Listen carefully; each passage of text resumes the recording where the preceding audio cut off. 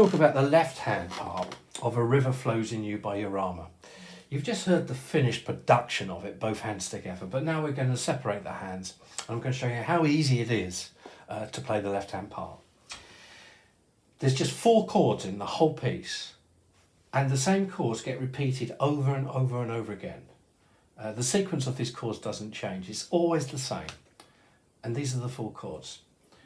We're going to start with F sharp minor, which is F sharp, C sharp and F sharp. So there's our F sharp there.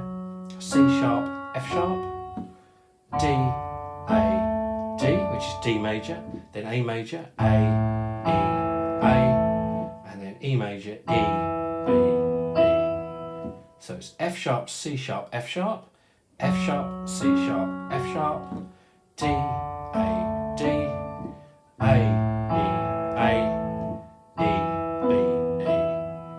so F sharp, C sharp, F sharp, D, A, D, A, E, B, E.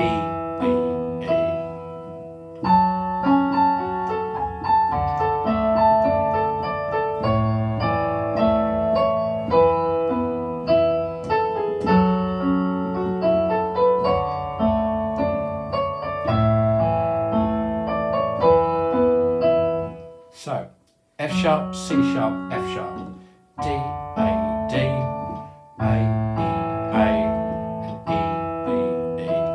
So they're the 4 chords, and it doesn't matter where you are in the piece, it's going to be the same sequence. Even on, the harder sequences, it's the same chords. F sharp, D, A, and E. So what you need to do is you need to practice that chord sequence until you've got it memorized. There's no point if you are going and then, oh, what's the next chord, and you can't remember. If you're at that point, when you put both hands together, it's going to make it quite difficult to do. So it's very important that you practice it and nail that left hand so you've got it really fluent. 1, 2, 3, 4, 1, 2, 3, 4.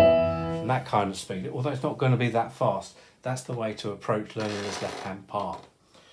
As time goes on, you can then do things with those chords. You can extend them, you can put different notes in them. When I'm playing it, for example, I generally do this. Keep that the same, keep this one the same. And instead of playing an A at the top, I'll go up to a C sharp. Instead of playing an E at the top here, I'll go to a G sharp. Okay?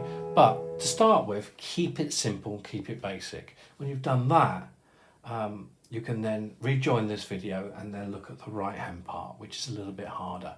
And then once we've done that, we can then start coordinating the hands. The coordination of both hands is in a separate video.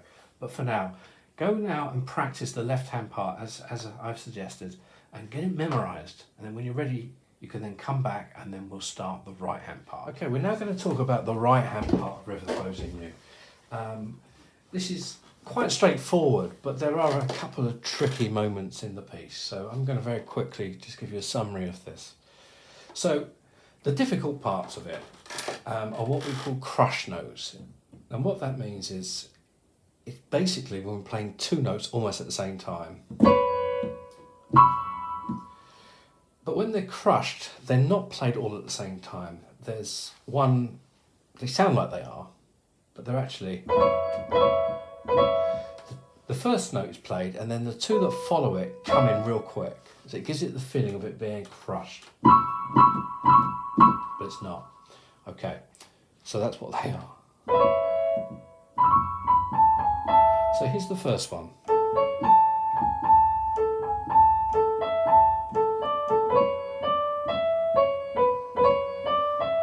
Now, when you're playing this piece, you don't need to put that B to C sharp in. You could actually just go, it works either way.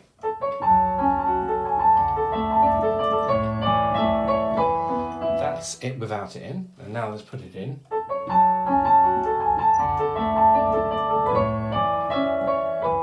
Okay, so it works either way. Now, when it goes up and at the next section of the song, it's a bit harder. You get this.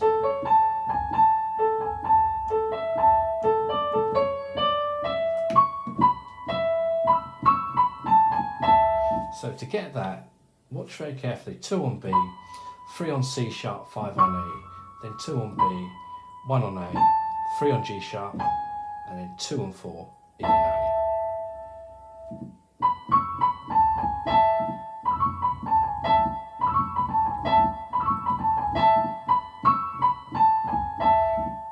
I'm doing B, then I'm doing C sharp and E, then 2, then 1, then 3. I'm going to play it an octave lower so you can see it clearer.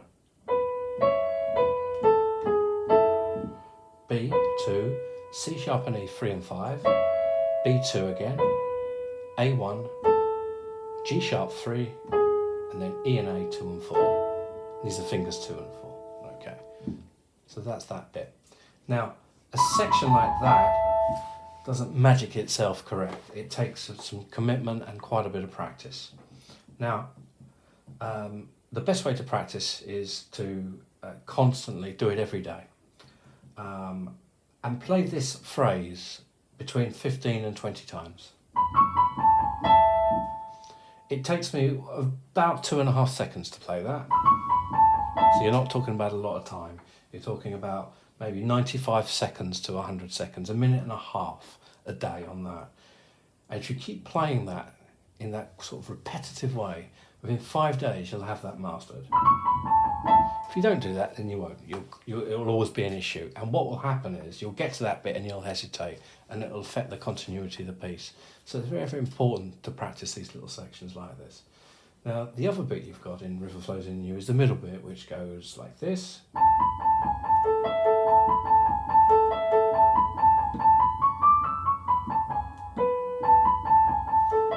And then when it comes back in the second time, the rhythm changes slightly and it goes to...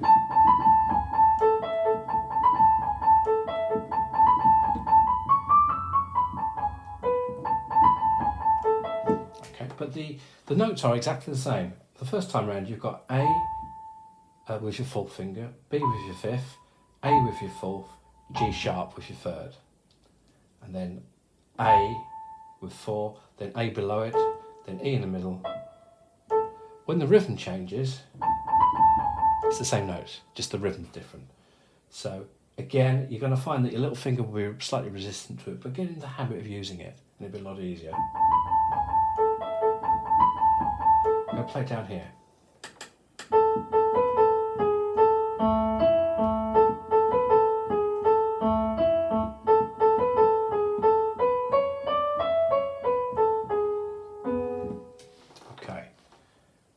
So what you need to do with all these bits is that once you've mastered the left hand, and when I'm saying mastered the left hand, that's to the point where you haven't got to think about what the notes are.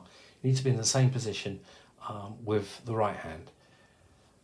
Many people learn River Flows in You and they're fine with this. Sometimes we get the coordination issues between the right and the left hand, but that soon passes. It's quite easy to put together once you can hear how it should sound. You will know instinctively when you're playing it if it's right or wrong. If you're getting this, for example, you know that you're kind of not quite there yet.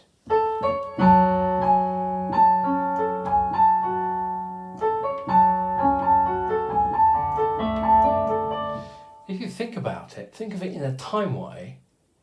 You are constantly doing that. Quick, quick, slow. Quick, quick, slow. This is the left hand here. Quick, quick, slow. Quick, quick, slow. Quick, quick, slow. When I'm saying the word slow, I'm meaning you're holding on to that note for a lot longer than the two notes that came before it. Okay.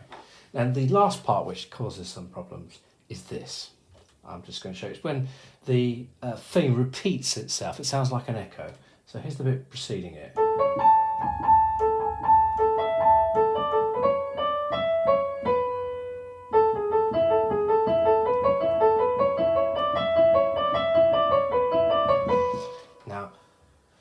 Most people hear that, they think, oh my God, it's really, really difficult. I'm going to break that myth now. It's actually really, really easy. What makes it difficult is this E that we're going to use in the thumb. I'm just going to play it as repeated notes where you play the first part, which is A, G sharp, A, and just play it again. Then A, B, C sharp, play it again. C sharp, D, E, play it again. Then D, C sharp, B. Play it again, play each one twice.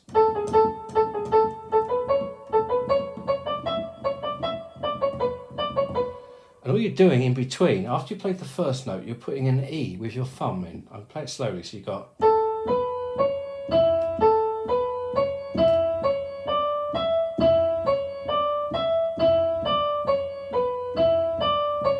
And that's all there is to that.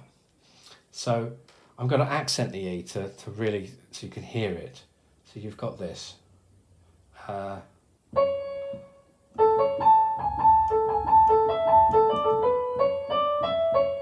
we go.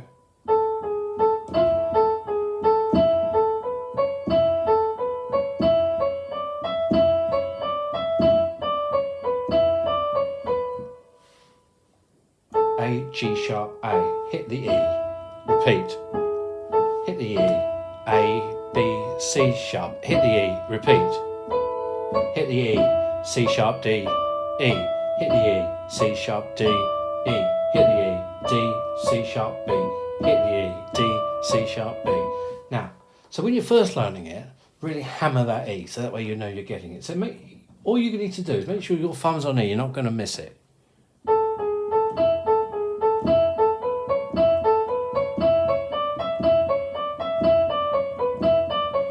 Obviously, as time goes on, you want to get a bit of finesse there.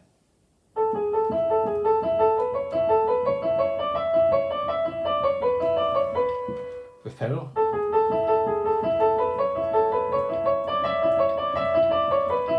Let's put it with the left hand.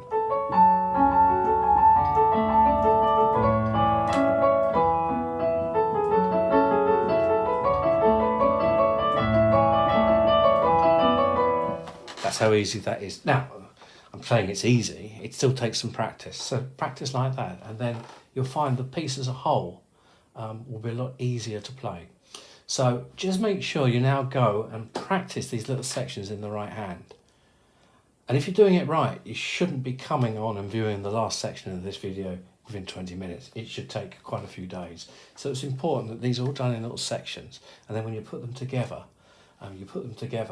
and at first you're going to find things are not quite going to work, but it's important that you get the right hand perfected and the left hand perfected separately. If you haven't done those and you try and put hands together, it just won't work. So I'm going to summarize in a few moments, and then we'll be ending this video. But go away now and practice the right hand. Come back when you can play all of the right hand without any undue hesitation. Having the odd hesitation here, that's okay while you're learning it. But find out where you are hesitating, make a note of them and say, right, that's where I need to practice.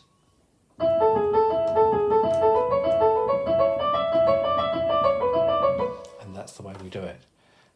It's as simple as that.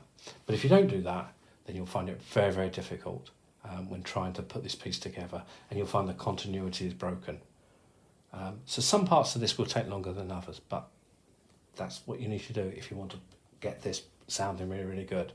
And then with pedal, bit of expression, and the piece can really, really transform. Hope that's been helpful.